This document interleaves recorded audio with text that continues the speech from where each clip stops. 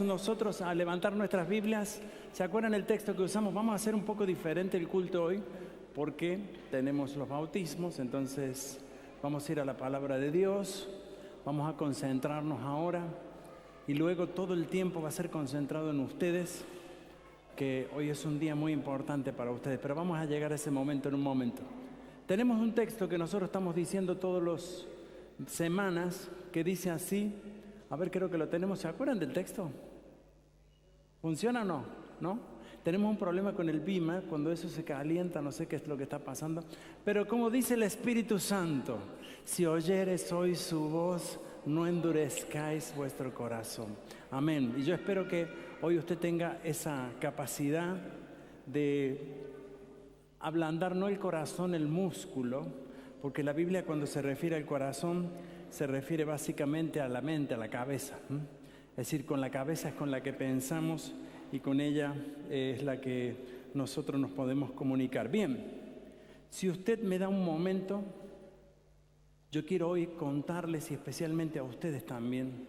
Estamos viendo el Nuevo Testamento, vimos la semana pasada las cartas del apóstol Pedro, ¿se recuerdan? Pablo, perdón. Y hoy vamos a ver dos cartas del apóstol Pedro. Y quiero contarles un poquito, porque muchas veces cuando nosotros leemos la Biblia, leemos libros, como en el caso de las cartas apostólicas, y una pregunta que nunca nos hacemos es, ¿sabemos en qué situación fueron escritas esas cartas? Es como si ustedes, voy a usar un ejemplo, están pasando un momento de la vida, llega el correo, abren el post, reciben una carta, y reciben una carta de alguien que ustedes aman mucho, de aliento y de ánimo. ¿Cuánto valor tiene eso, no es cierto? Pero yo quiero contarles justamente hoy lo que ocurrió durante el proceso en el cual fueron escritas estas dos cartas del apóstol según San Pedro. Ustedes se acuerdan que el apóstol Pedro fue, vamos a decir así, entre los 12 apóstoles, el más impulsivo. Parece ser que tenían una fábrica una empresa pesquera, era un hombre con un gran temperamento, un hombre que incluso en algunas circunstancias le dijo a Jesús, si es necesario yo voy a morir por tu causa. Estaba convencido y tenía una lealtad muy grande hacia su Señor Jesucristo, a quien él seguía con gran pasión. Y les recuerdo justamente una de las escenas más tristes de la vida del apóstol Pedro. Si ustedes se acordarán, el momento en que el Señor Jesús estaba siendo ya prácticamente condenado. Jesús había sido arrestado, había sido llevado a digamos como una plaza de armas, un lugar allí, había mucha gente y en ese momento estaba el apóstol Pedro allí y en un momento dado parece ser que alguien lo reconoció como uno de sus discípulos y le dijo, este es uno de sus discípulos. Y en esa oportunidad, Pedro negó al Señor Jesús. Hay algunas versiones que dicen que incluso lo maldijo, como diciendo, yo no tengo nada que ver con este hombre. En esa escena tan dura, dice que el Señor Jesús lo miró y él miró al Señor Jesús, porque el Señor Jesús mismo le había dicho, Pedro, me vas a negar 3 veces. Y este hecho ocurre. El apóstol Pedro, frente a esa gran tristeza, a ese dolor que vivió, quiso de alguna forma con su vida reparar aquel desprecio a su Señor Jesucristo, aquella negación. ¿Cómo podía ser el hombre de mayor confianza, el más cercano a Jesús, podríamos decir, le vino a negar de esta forma? En los Hechos de los Apóstoles encontramos la historia cuando en el Pentecostés, cuando el Espíritu Santo vino, los discípulos estaban encerrados allí en una habitación y de pronto el Espíritu Santo llegó, cayó sobre ellos y allí en ese mismo espacio, en ese mismo lugar donde había una multitud luego de personas, el apóstol Pedro se puso de pie y él mismo con un gran valor y con gran ánimo comenzó a hablarle a las personas. Dice que en ese día, únicamente en ese día, más de 3.000 personas llegaron a conocer la palabra de Dios en ese momento. Pedro de alguna forma quiso reivindicar su gran tristeza, su gran dolor que había sufrido él frente a su Señor Jesucristo. Pero las cartas que él escribe están ocurriendo en un momento de una situación en la vida muy difícil de la época. Saben que el apóstol Pedro visitó luego algunos de los lugares donde el mismo apóstol Pablo había fundado iglesias y cuenta la historia, no la historia bíblica. Esto que les voy a referir no está en los textos de sus cartas ni está en las cartas bíblicas, vale la pena destacar esto. Ustedes saben que junto a la escritura hay muchos otros documentos históricos, algunos y muchos de ellos no han sido incluidos dentro del canon bíblico, pero nos aportan de alguna forma un poco a la historia, ¿sí? Nos ayudan de alguna forma a entender el relato de personas que no fueron directamente los autores, los apóstoles, pero que observaron de alguna forma lo que estaba ocurriendo. Un documento de estos que existe dice que el apóstol Pedro luego va a morir crucificado de la misma forma que su Señor. Y una escena muy interesante en la vida de Pedro, no sé si ustedes saben, el apóstol Pedro era casado, tenía una esposa. Nosotros reconocemos esto en la Biblia porque dice que Jesús sanó a su suegra. Entonces quiere decir que si sanó a la suegra, la esposa debe haber estado en algún lugar probablemente, aunque no figura allí en el texto bíblico, aunque no la encontramos. Pero cuenta la historia y cuentan estos documentos que cuando la esposa de Pedro iba a ser crucificada juntamente con él, primero le tocó el turno a ella y en un momento dado él les dice 3 palabras a su esposa y le dijo lo siguiente: antes de ser crucificada, recuerda al Señor. Luego de la muerte de su esposa, según cuentan estos documentos, fue crucificado el apóstol Pedro. Él no tuvo, él no quiso morir como el Señor Jesucristo. Sintió que no era merecedor de tal privilegio, por lo que dijo: yo no quiero morir de la misma forma que el Señor, yo quiero que me crucifiquen también como Él, pero que lo hagan cabeza abajo. Y cuenta la historia que el apóstol Pedro muere en esta condición, muere dejando sin lugar a dudas una vida de grandes experiencias junto a su Señor, de gran testimonio, haber extendido el Evangelio. Pero lo que nos queda a nosotros de su propia experiencia, de su propia voz, son lo que tenemos hoy en la Escritura, las 2 cartas al apóstol Pedro. Y saben que cuando él escribe estas cartas, estaba ocurriendo entre los cristianos de la época algo muy especial. Por eso cuando ustedes lean esta carta, como cuando lean cualquier otra carta de la Biblia, tienen que, si tienen la oportunidad, hacerse la pregunta: ¿qué estaba ocurriendo en ese momento?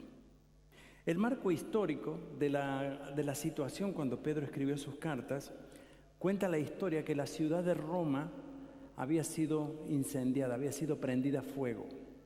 Nerón, un emperador muy malo, una persona muy dura, aparentemente, según cuenta la historia, él mismo fue quien mandó a personas a prender fuego a la ciudad de Roma. Parece ser que esta ambición que él tenía le provocaba construir nuevos edificios y necesitaba espacio.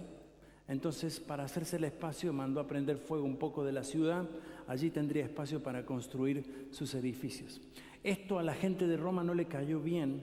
Imagínense ustedes que un cuarto de la ciudad, la mitad de la ciudad de Múnich fuera quemada.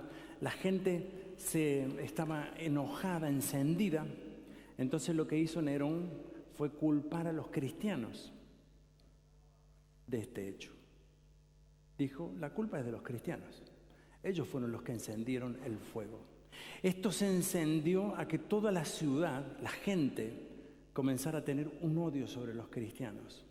Los cristianos iban a sufrir una de las, vamos a decir así, una de las persecuciones más terribles, más macabras que se pueden contar en la historia del cristianismo. ¿Saben? Nerón, en su gran maldad, porque yo digo, hay que tener un corazón malvado, hay que ser perverso de corazón. Cuenta la historia que él a los cristianos los empapaba en brea, los ponía crucificados y los encendía en los jardines del palacio para iluminar de alguna forma. quemándolos como una muestra también del castigo que ellos merecían por lo que había pasado en la ciudad, de lo cual eran responsables y que en realidad los cristianos no eran responsables de este hecho. Comenzó esta persecución a envolver a todo el ámbito de los creyentes, no solo hombres, mujeres, niños. Hombres y mujeres y niños morían de la forma más increíble que ustedes pudiesen imaginarse. Allí también, como conocemos, devorados por fieras, maltratados, golpeados, quemados, etcétera, etcétera.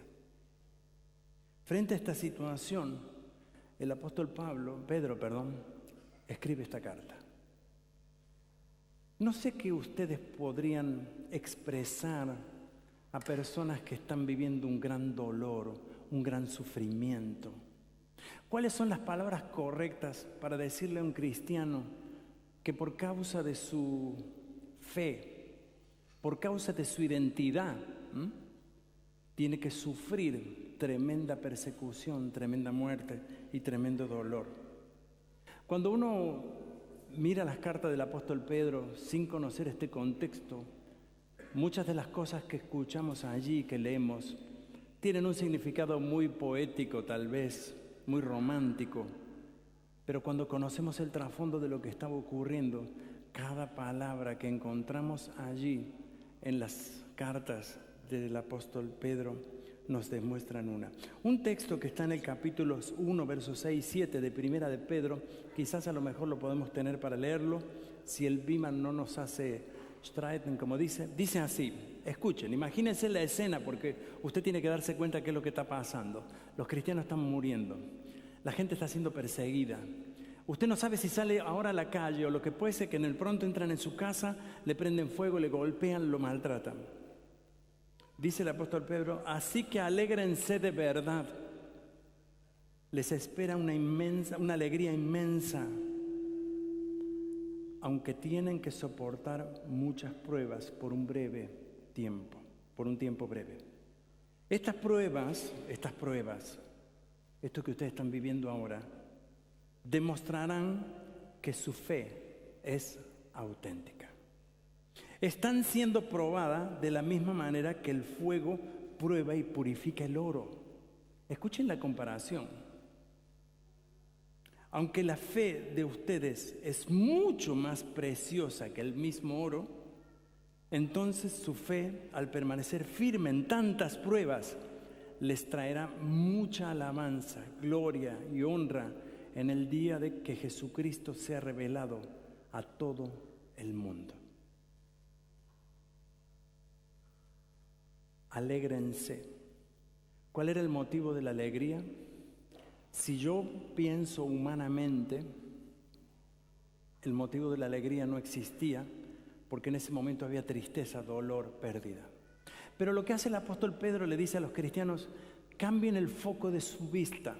No miren lo que está pasando en este momento, no vean la injusticia que el mundo muestra.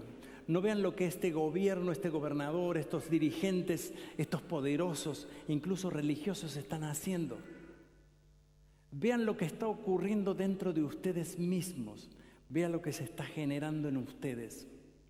Y aquí viene un ejemplo tan impresionante. Dice: ustedes tienen que soportar muchas pruebas. Sí, eso, las pruebas, no el bienestar, no el decir, los creyentes a veces decimos: a mí me va bien, todo me va bien. Eso quiere decir que estoy bendecido. Incluso no digo hubo, porque sigue habiendo la concepción de que si al creyente le va mal es porque está en pecado. ¿Usted escuchó alguna vez eso? Que llega y dice: este seguro que anda en alguna cosa rara. Si te va mal, muchacho, revisa qué está pasando mal en tu vida. Hay algo que estás haciendo mal. Usted no le podía decir a los creyentes de esa época eso. Usted, incluso ni en esa época ni hoy, usted no le puede decir a una persona que está pasando por un momento duro de su vida que es por la responsabilidad de sus pecados. Porque usted primero no conoce su vida y porque usted segundo no sabe lo que está pasando. Esto tenemos que tener mucho cuidado, amigos, hermanos. Tenemos que ser respetuosos del sufrimiento de las personas. En este mundo va a haber cosas muy lindas y experiencias maravillosas, pero también hay sufrimiento, gran dolor, a veces persecuciones, a veces cosas que no entendemos e incluso muchas veces cosas de las cuales no somos responsables nosotros ni ustedes. ¿Me entienden? Pero lo que ocurre en este momento, le dice el apóstol Pedro, cambien el foco. Lo que están pasando, estas pruebas, esto que ustedes están viviendo, demuestra cuán valiosa y auténtica es vuestra fe. Somos cristianos no por una identidad, sino por una convicción. Y la fe es una certeza y es la convicción de lo que Jesucristo ha hecho en el corazón de nuestras vidas.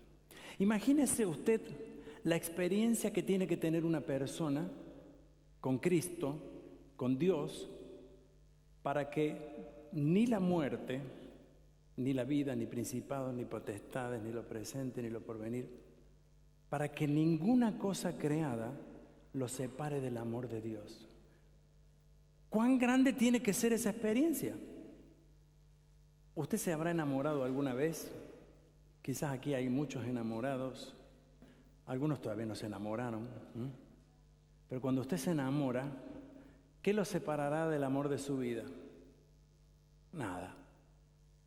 Bueno, eso decimos en el altar, ¿vieron? Los pastores siempre preguntamos, en la vida, en la enfermedad, cuando pasen todos los problemas, ¿estás seguro? ¿Estás segura que te vas a quedar al lado de ella o al lado de él? ¿Qué hace que un amor, qué hace que una experiencia, qué hace que una relación, qué hace que una comunión con alguien estemos dispuestos? Quizás si hoy pudiéramos hacer un ejemplo, probablemente podríamos decir, los que son aquí papás y mamás, estoy seguro que muchos de ustedes dirán, si a mí me preguntaran si tengo que dar la vida por mi hijo, la daría. Creo que lo haríamos, creo que la mayoría diría sí. ¿Por qué? ¿Hay una razón? No, no hay una razón. Lo que hay es amor, es una profunda relación con esta persona, con este niño, con quien fuese. Los creyentes de la época, la fe de ellos no estaba basada en un hecho positivo de la vida. Hoy los creyentes se construyen porque dicen, anda a la iglesia, Cristo te va a solucionar los problemas. Yo creo que eso puede pasar, claro que sí. Pero si Cristo no lo soluciona, ¿qué hace? Sale por la otra puerta y dice, no, acá no me ayudan.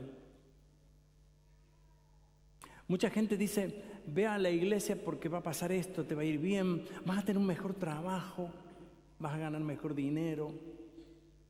Usted imagínese una experiencia de esta categoría. Cuando se acabó el dinero, se acabó la experiencia. Una muchacha dijo ayer en las iglesias de Erlangen algo muy interesante, dijo que ella siempre había tenido alrededor suyo gente que se había acercado por interés, que muchas veces ocurre. Vieron que cuando uno tiene una buena comida, tenemos muchos amigos, un cajón de cerveza, vienen todos los amigos. Usted llame a los amigos, dígale, miren, manda una foto por Facebook así con un cajón de cerveza y vienen 50. Pone ahí un asado, un grill, qué sé yo, vienen todos. Pero si usted pone el cajón de cerveza vacío o dice que alguien traiga algo, a lo mejor aparece el que lo quiera. La relación fe y la relación fe puesta en Cristo Jesús en los creyentes de esa época era totalmente clara. Ellos estaban dispuestos a dar la vida. No estaban contentos con esto, claro que sí. No era sencillo. Por eso el apóstol Pablo dice, estas pruebas demuestran que vuestra fe es de verdad. Esto dice, sí, vuestro amor en el Señor es verdad.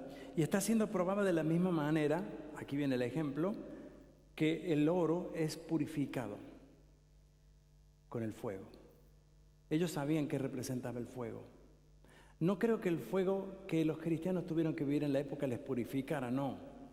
Pero el ejemplo tenía que ver con que esto, que verdaderamente era mi fe puesta en Jesucristo, se demostraba auténtico por el mismo sufrimiento y el dolor y el fuego que ellos estaban viviendo. Por eso la fe es más preciosa que el oro. Vuestra fe es más preciosa que oro. Vuestra fe puesta en Jesucristo es tan valiosa y mucho más valiosa que el oro mismo. Por eso dice el apóstol Pablo al final, entonces su fe, al permanecer firme en tantas pruebas, les traerá mucha alabanza, gloria, honra en el día de Jesucristo. Yo nunca dejo de sorprenderme que las personas que han pasado por dolores tan grandes, sufrimientos tan grandes, son de gran inspiración para muchos. ¿Ustedes vieron eso? A veces pasa una persona acá y cuenta un testimonio y yo digo, son las mejores prédicas. Porque no es un cuento que uno viene y cuenta, no es una historia, es una vida por la cual ha pasado. Y yo sé que mucha gente que está aquí, muchos de los que estamos aquí, hemos pasado en algún momento de nuestra vida por grandes sufrimientos y grandes dolores. Y sabes, yo quiero decirte una cosa y quiero dejarte algo muy claro hoy en día. No es tu sufrimiento un castigo de Dios. No es tu sufrimiento el castigo de algo. Probablemente puede que te hayas equivocado, hayas cometido muchos errores y estés cosechando eso. Sí, eso está claro. Puede ser que muchas veces el sufrimiento que tenemos es porque hemos vivido mal, hemos actuado mal, hemos robado, hemos mentido, hemos hecho esto, hemos hecho lo otro y de pronto cae el machete, como quien dice, y tenemos que pagar la consecuencia de nuestra actitud. Sí, está claro. Pero lo importante en toda situación difícil de la vida, nosotros como hijos de Dios, que es lo que continúa diciendo el apóstol Pedro, es de la manera en que nosotros vivimos nuestra fe, nuestra realidad. El propósito de la carta de Pedro entonces tenía como meta enseñarles a que no perdieran la esperanza, a que no miraran el fuego, a que no miraran las amenazas, a que no tuvieran puesta su vista en esas cosas que a mí me harían ablandar las piernas, me darían temor, saldría corriendo. El apóstol Pedro les dice, no, vuestra esperanza está puesta en el Señor.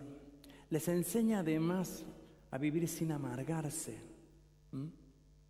sin tener amargura, a confiar en el Señor y a que miraran a la venida del Señor Jesucristo como lo más importante de su vida.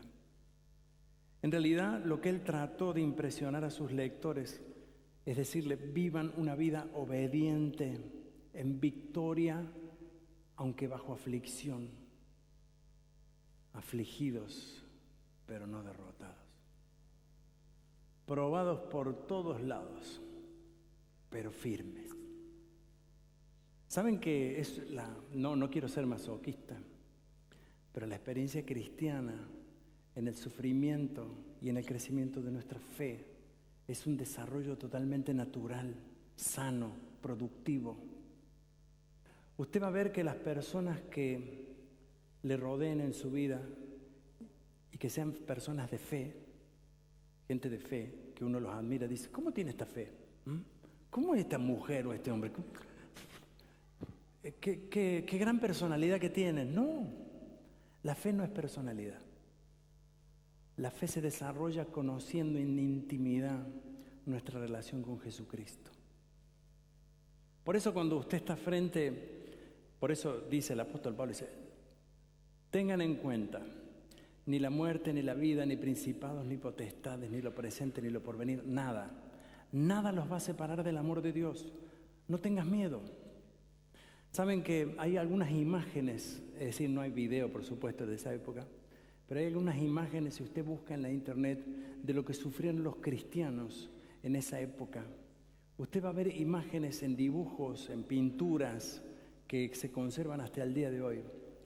Mujeres, niños pequeños, hombres, indefensos, frente a la acechanza de fieras, de personas sin piedad, de hombres malvados, los cuales su destino mismo estaba dictado, morir por causa de su fe.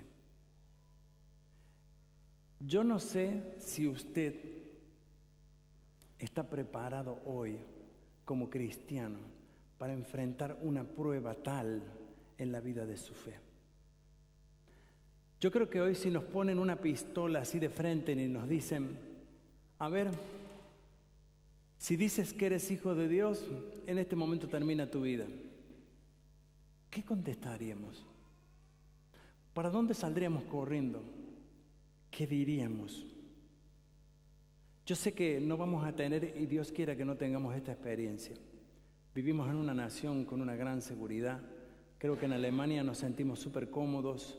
Hay cosas, ocurren cosas, es cierto, pasan miles de cosas. Pero los cristianos no tenemos todavía este temor ni no estamos bajo este riesgo. Pero quiero que le digan una cosa, hermanos. Hay muchos países que los cristianos están viviendo esto, en donde su fe es equivalente a peligro, a muerte. Donde el identificarse con Jesucristo, el autor y consumador de la fe, es una sentencia de muerte que no tiene ninguna otra opción. Vuelvo a repetir, ¿qué es lo que motiva a estas personas a esta experiencia? El conocer a Cristo, el determinar Jesús es el único que tiene respuesta de vida. Yo quiero leerles ahora en un momento. Tengo aquí 6 textos bíblicos de las cartas de Pedro, los escogí, los saqué. Yo quiero leérselos hoy, no los quiero comentar porque necesitaríamos mucho tiempo y hoy el tiempo es de ustedes, pero quiero leérselos y que ustedes mediten un momento acerca de esto.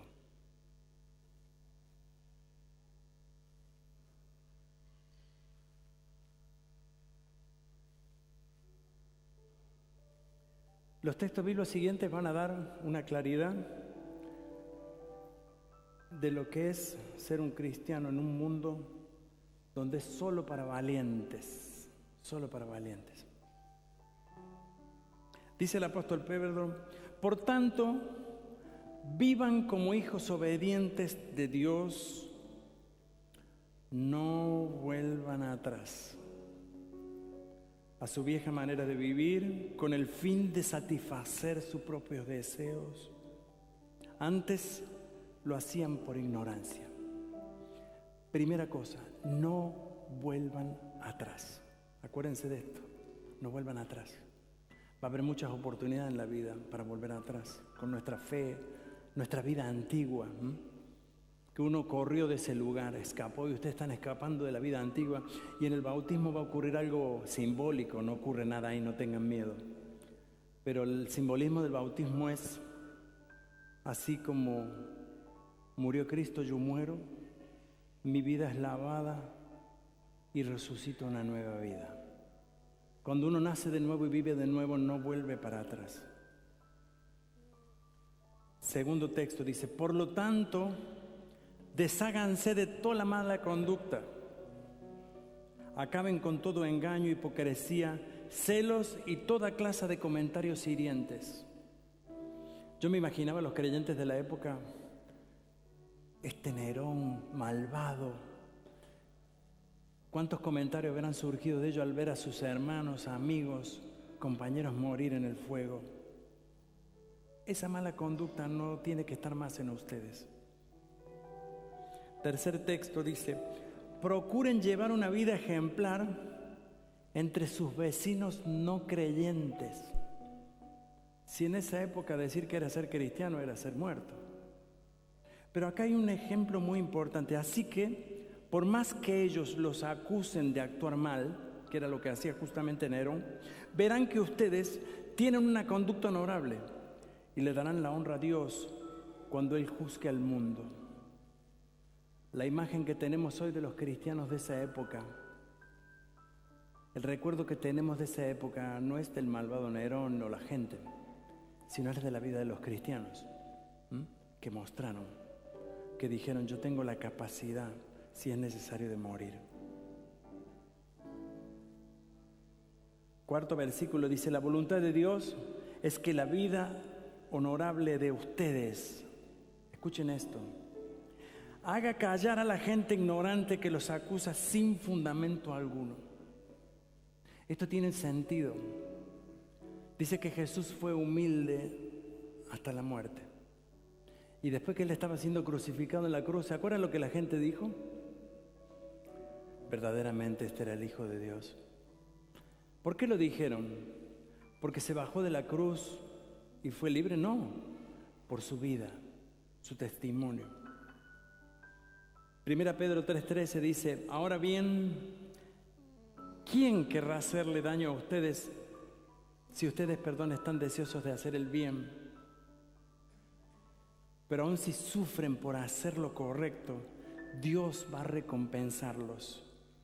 Así que no se preocupen ni tengan miedo a las amenazas. En cambio, adoren a Cristo como el Señor de sus vidas. Si alguien les pregunta acerca de la esperanza que tienen como creyentes, estén siempre preparados para dar una explicación, pero háganlo con humildad y respeto. Mantenga siempre limpia la conciencia. Entonces, si la gente habla contra ustedes, será avergonzada al ver que la vida recta que llevan por pertenecer a Cristo. Y al final hace un resumen de este versículo y dice, recuerden que es mejor sufrir por hacer el bien, si eso es lo que Dios quiere, que sufrir por hacer el mal. El siguiente texto dice, no pasarán el resto de la vida siguiendo sus propios deseos, sino que estarán ansiosos de hacer la voluntad de Dios, ansiosos, gozosos. Y el último versículo es uno de los que nos advierte, dice, estén alertas, cuídense de su gran enemigo el diablo, porque anda al acecho como león rugiente, buscando a quien devorar. Manténganse firmes contra él y sean fuertes en su fe, sean fuertes en la fe de ustedes. Recuerden que la familia de los creyentes de todo el mundo también están pasando por el mismo sufrimiento. En su bondad Dios los llamó a ustedes a que participen de su gloria eterna por medio de Jesús. Entonces, después de que hayan sufrido un poco de tiempo, Él los restaurará, los sostendrá, los fortalecerá, los afirmará sobre el fundamento sólido.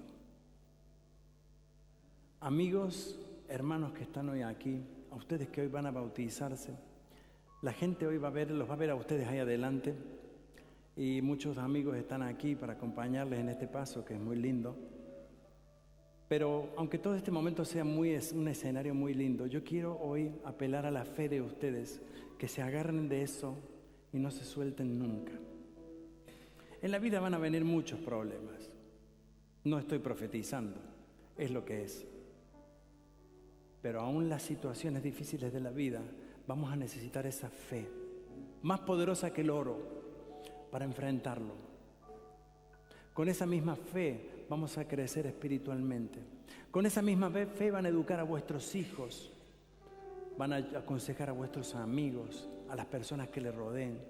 Con esa misma fe y esperanza ustedes van a dar una palabra en este mundo. Hoy la gente necesita escuchar una buena palabra. Hoy la gente necesita escuchar el amor de Dios. Pero para que todo eso ocurra necesitamos nuestra fe.